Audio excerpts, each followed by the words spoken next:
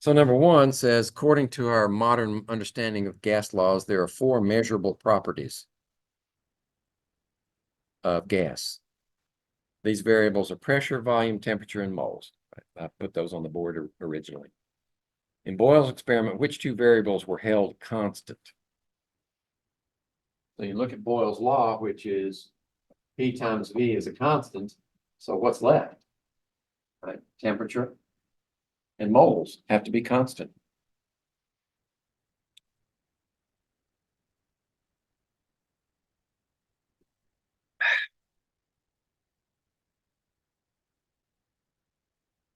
All right.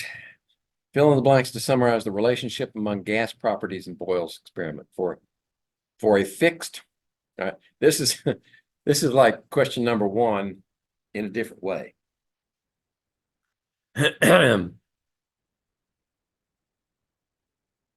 So, for a fixed blank of gas at constant blank, the blank of a gas increases as the blank of its constant container decreases. So for a fixed amount or moles of gas at constant temperature, the blank of a gas increases as the blank of its container decreases. All right, so what Boyle was saying was, as the pressure increases, that's the constant, that's the variable that he controlled. Remember, that's the x-axis. As the pressure increases, the volume decreases.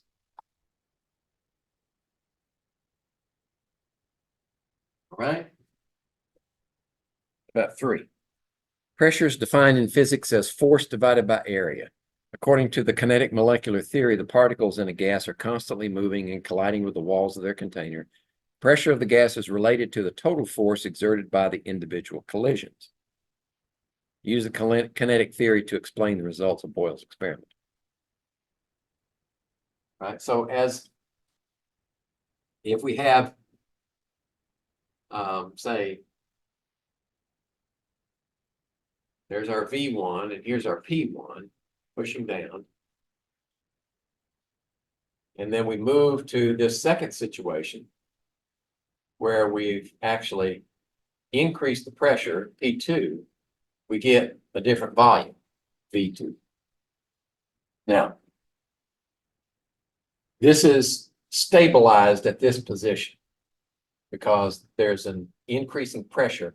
And since this is a constant area for both of them, right, area is the same, then the total force, F1, has increased to F2.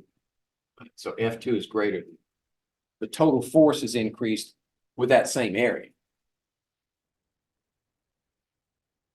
So if it reaches an equilibrium point, right, where we push and it stops moving, if we apply a certain amount of force, it'll stop moving. Why does it stop there? Because there's force from the other side. There's an opposing force, equal in magnitude. Since the areas are the same, there's an opposing force. And this is the force of the gas. Okay, so where does that force come from? According to the kinetic molecular theory, it comes from the kinetic energy of the molecules.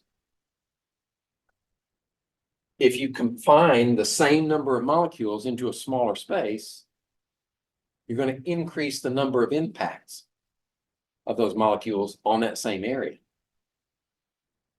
So if you increase the same if you increase the number of impacts, you increase the force.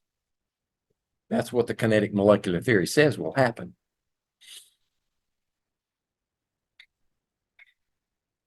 You just have to put it in your own words.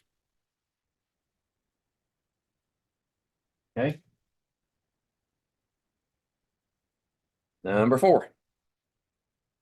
Let's see. The pressure scale on a tire gauge is marked in units of pounds per square inch. Scale starts at 0 when the gauge is exposed to the surrounding air.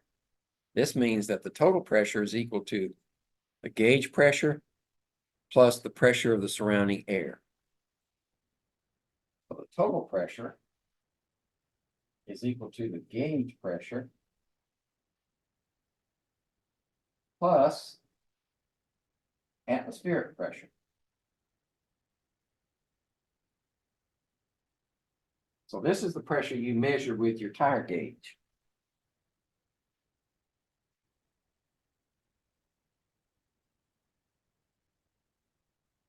Let's see. Standard atmospheric pressure use 14.7. So 14.7 is the standard atmospheric pressure. We're going to use that.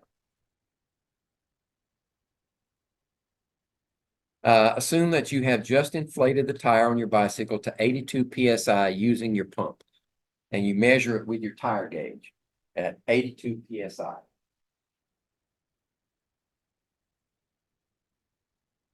Oops.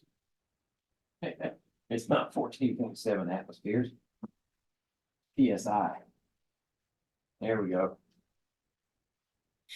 What's the total pressure of air in the tire in PSI and in atmospheres? Well, in PSI, it'd be the total of these two, right? It'd be 96.7 PSI. And then convert that to atmospheres, right? Dimensional analysis says we want to cancel PSI here, leave us with atmospheres. What's the conversion factor? Well, 1 atmosphere is 14.7 PSI. So that'll give us atmospheres.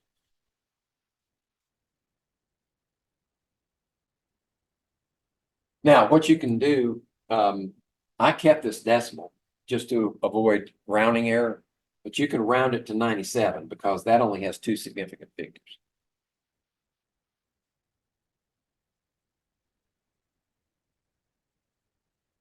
Uh, 6.6. Rounded off. Atmospheres. So it's 97 psi or 6.6 atmospheres total pressure.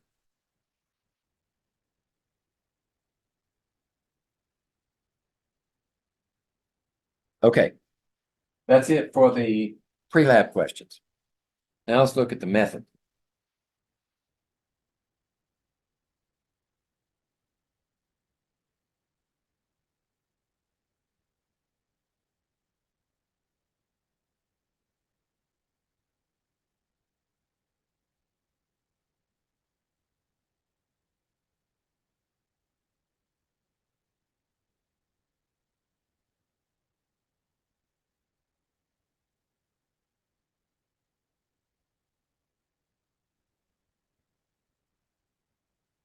All right, we're going to have well, the method calls for a bicycle pump. But let's see. What I used to use were these standard tire gauges. And because the range of pressure is so wide, I had to use 3 different ones because they only measure within a certain range. Well, I leave them in here because in an emergency, we can go back to using those. But what I've actually done is I purchased this electronic tire gauge, and it'll do all measurements with 1 gauge. And it'll give you tenths of a PSI, I think. Okay, so that's the one we're going to use. Now, the rest of the contraption is this pressure vessel, a 2-liter bottle. And I made this stuff myself. I use a 2-liter pop bottle, and then I've got caps that I used a cork bore and by force punched a hole in it just the right size. And then you can buy these valve stems at Walmart, and you stick them through from the small end and pull them, and they've got a ridge in there. And you pull them until it snaps into that ridge, and then they're sealed, just like they would in your tire, in the wheel on your tire. So that's what we seal, and we use that to measure the pressure and introduce air to pressurize the vessel. Now, the trapped gas is contained in this 10 milliliter syringe. And since the bottles are transparent, they're made of PETE. They're transparent, and you can read the volume of gas inside that syringe as the pressure is changed inside the vessel. All right. So there's your syringe. And once you've pulled it out to 10 milliliters or slightly above, of course, what you want to do first is pull the plunger out and grease the gasket. So I've got some petroleum jelly in just very thin layer, and then you shove it back in there at 10 milliliters or just a little bit above, and then you seal off the gas inside that container, because remember, the number of moles of gas, the amount of gas has to be constant. So we take that number 2 stopper with a hole partially punched in it and just put it on the end, and it's sealed. And then you drop that into the 2-liter flask, 2-liter pop bottle, and seal it with the valve stem. And then you pressurize it. We're going to work backwards. Instead of pressurizing from the low end, we're going to pressurize to the high end, and then gradually release gas and measure the pressure and the volume at the same time. All right, so there's your valve stem. And let's see, pressure vessels, let's see. All right, so this is the information we're going to gather is the gauge pressure. So you've got your pop bottle with the valve here, and pop bottle here, like that, like that, like that. You got your syringe in the bottom, right, with your cork on the end of it, and then you've got the plunger. Say it's about right here. And here's your trapped gas, and you can measure the volume. Well, what order do you do it in? Remember, if you've ever measured your tire pressure on a bicycle or your car, when you take the gauge and push it on the stem, what does it do? It goes, you lose some gas. So what we do is we measure the pressure first. Pressure first. Volume second. Because once you release the gas, maybe the volume will change. And some of these gaskets, I bought these syringes special because they have very small gaskets. Right? If you use the kind you find in the hospital, they have those huge black things, and the plungers won't move. Right? So I got the ones with small gaskets, but even then they tend to stick sometimes. So what you do is you measure the pressure, and you take the vessel and you swirl around a couple of times, agitate to get that thing to settle. And then you read the volume. And then that's at the high end. And then you let some gas out and measure it again. And you keep doing that, get about 8 or 10 measurements, should be good. And you record those as gauge pressure here versus volume of air in the syringe. Okay. And up here, you put the barometric pressure, because you have to know the barometric pressure, right? The pressure on that gas is a combination of the pressure on the vessel plus the pressure inside the vessel. So we need to know the atmospheric pressure. And you record that in that spot. So how do you get zero pressure, gauge pressure? Pull the cap off, right? You let the air in and you swirl it around, and then you just read it. And that's zero pressure, zero gauge pressure. Total pressure is going to be the barometric pressure plus the gauge pressure, but they have to be the same units. We're measuring in PSI. You need to change that to atmospheres. Okay. The barometric pressure let's see, barometer is probably going to be in millimeters of mercury or torr. Convert that to atmospheres. Then you add this value to every one of your other converted to PSI. There's no column in here for conversion to atmospheres. So you have to do that somewhere, maybe to the left in empty space. Then you can add this one to each one of those, and that's what goes in total pressure. Now, when you graph them, you're going to have two graphs. I remember at the very beginning of the semester, we learned how to draw graphs. We didn't do that just for fun. Right? It's because we're going to need it. So, which is controlled by the experimenter? That goes in the x-axis. Pressure. This is the atmospheres. And the response is volume in milliliters. Okay. Then you're going to have a title also. Then you're going to plot your points. Then you're going to draw a best fit curve. Okay. That's a complete graph. Then you're going to take your volume and take the inverse of each one of the measurements. That's what 1 over V is in milliliters to the -1. That's the inverse value. Then when you plot it, pressure is the same. But on the y-axis, you're going to have 1 over V with milliliters to the -1 as your units. And then when you plot those with the best fit curve, you're going to get a straight line, or pretty close to a straight line. This also needs a title. Now, why do we convert it to 1 over V?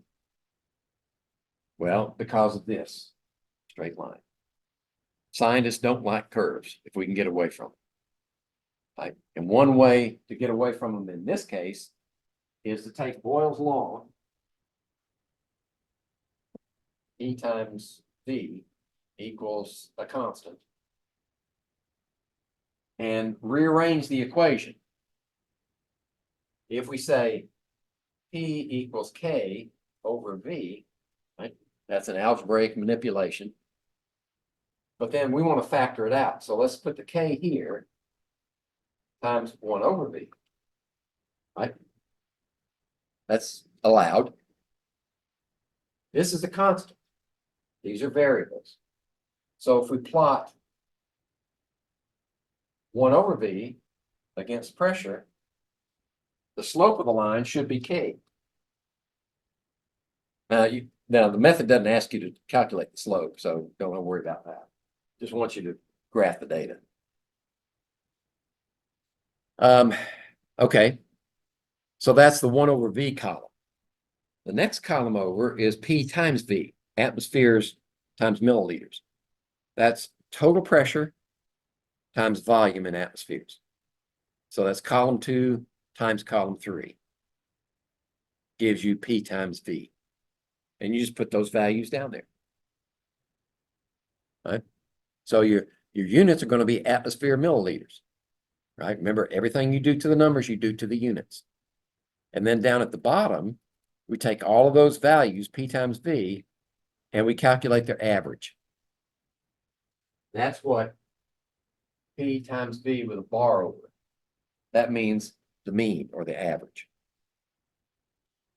And put that in this slot.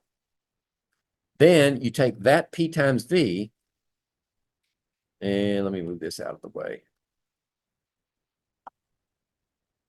Take that P times V and subtract it from every one of the P times V. That P times V average, and subtract it from each one of the P times V's. That's the deviation. And if it's got a negative sign, throw it out. We want absolute value. That's why it says P times V minus average P times V. That's absolute value. We only want the absolute deviation from the mean. Okay, and that goes into each one of these positions. Okay, then you take the average of those values, the average of the deviations. This is equals to deviation. Then we want the average of the deviations. And that goes down here in this place, says average. Okay. Now the last calculation is relative percent error. That's the average of deviations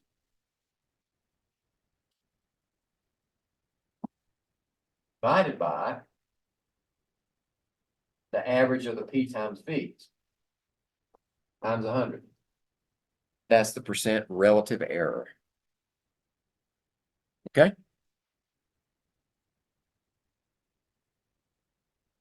And that's all you have to do with the data. Then there's some questions to answer. That's the second trial. You don't have to put anything in there because we're only gonna do one trial.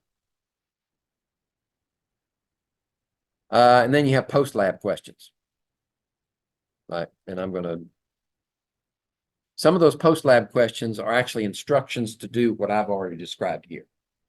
So in that case, you just have to do it and put it in the table or draw the graph. And then answer some questions. Let's see, you do have to draw a little picture here to go along with number 9. Number 9 is describing what happens inside the container at the molecular level. And then this is a place for your picture drawing to show what happens. And then this one is a little research you need to do on the internet about PETE, polyethylene terephthalate. That's what that stands for. I think recycling code is number 1, isn't it? I believe it's number 1. Yeah. If you look on the bottom, if you look on the bottle somewhere on one of those pop bottles, you'll see a number 1 with that symbol.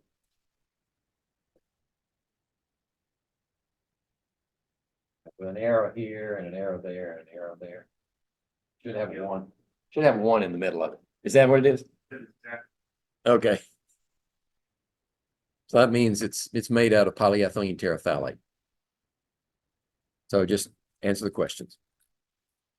And let's see, you should have some graph paper. Yep, there's graph paper 1. Let's see, we have another graph paper. There's another one. And there's the third one. Okay, so I'll give you 1 extra in the method, and there are extras here that you can pick up. Okay. Ooh.